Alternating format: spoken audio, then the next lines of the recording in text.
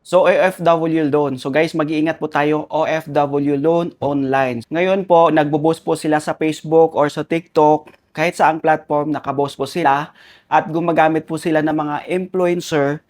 Like, for example, Mira Bulakinya. So, influencer siya dito sa Dubai, vlogger sa Dubai. So, syempre, kung taga Dubai ka, so ma-amaze ka kasi nga, pagka lumabas yung ads, pag nanood ka ng video sa Facebook, lumalabas yung ads sa Facebook at makikita mo si Mira Bulakinya at nag-aalok ng OFW loan online.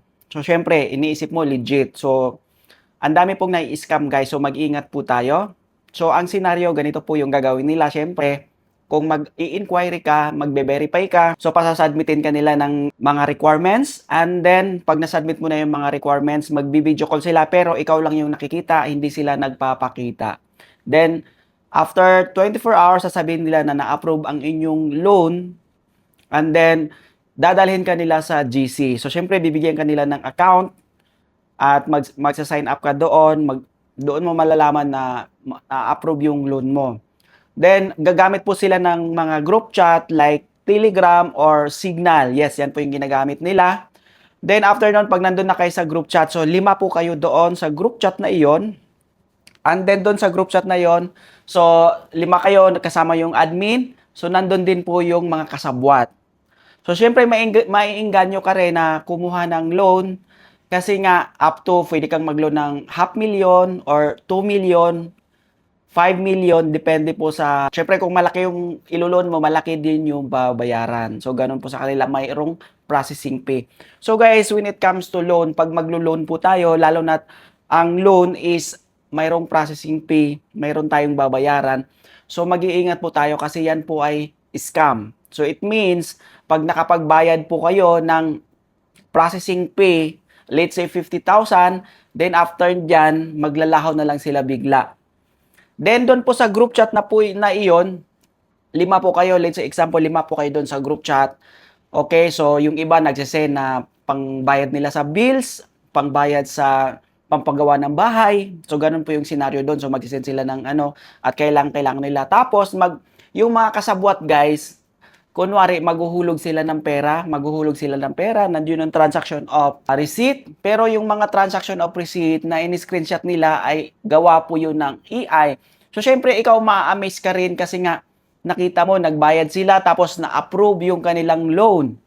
So, ikaw naman, maengganyo ka, para ma-approve yung loan mo, kailangan mo ring maghulog ng processing fee para makuha mo rin yung inyong loan. So guys, kung legit po na loan, online loan ay wala pong processing fee. Siyempre, maraming requirements. Bakit maraming requirements? Kasi yun po yung mismo sila doon kung ikaw ay qualified sa loan or hindi. Yes. Ito namang mga online loan na ito, manghihingi din sila ng requirements, pero requirements na hihingi nila kung ano lang yung pinrovide mo, ina-approve nila agad. Kaya mag-ingat po guys, huwag basta-basta maniniwala sa mga online loan na makikita nyo na nagbo-boost po sila sa Facebook.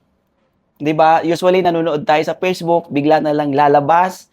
Ayan yung mga online loan na inaalok nila para sa mga OFW. Siyempre, ang target po nila is OFW. So, yun nga, siyempre kung ikaw ay gusto mong ma-approve, kailangan mo ng pera at nakita mong may loan, so mag-i-inquiry ka. So, guys, isa po sa tandaan natin kung legit or hindi. Pagka hindi po legit yung loan na ini-inquire mo ay kung manghingi agad po yan ng mga processing fee. So mag-ingat po tayo, huwag basta-basta magbigay ng pera ng processing fee kasi after that, pag nakuha na nila yung processing fee na hinihingi nyo, ay iba-block na po kayo. Kasi nga, ang dami pong nakikita natin sa TikTok or sa Facebook na ganun po yung nangyari at nagsisisi po sila at natulala na lang dahil nawala po yung kanilang pera. So basta ang gagawin po nila, dadalhin kayo sa GC, 5 po kayo doon sa GC. And then doon po sa GC guys, may mga kasabwat kasama yung admin. Kasabwat na po nila doon yung mga naglo-loan na na-approve at nagbayad. Tapos nakuha din nila yung kanilang loan. So siyempre mga kasabwat yun guys.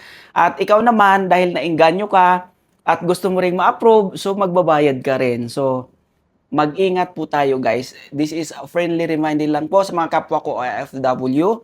So ang legit po na online loan ay wala kang babayaran, maraming requirements syempre. Dahil kung hindi ka qualified, hindi po ma-approve ang inyong loan. Yes.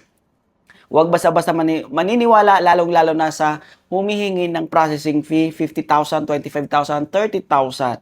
Yes, at nag-a-approve sila ng loan ng minimum 200,000 up to 5 million. 'Di ba? So, ganun lang yung requirements na inaano mo. Sobra pa sila sa bangko, guys. Kaya mag-ingat po tayo sa mga pekeng nagpapaloan online at nanghihingi ng processing fee. Ibig sabihin po, mga fake online loan po yan at nanghihingi ng processing fee at later on, pagka nakakuha na sila ng processing fee, ibablock na po kayo.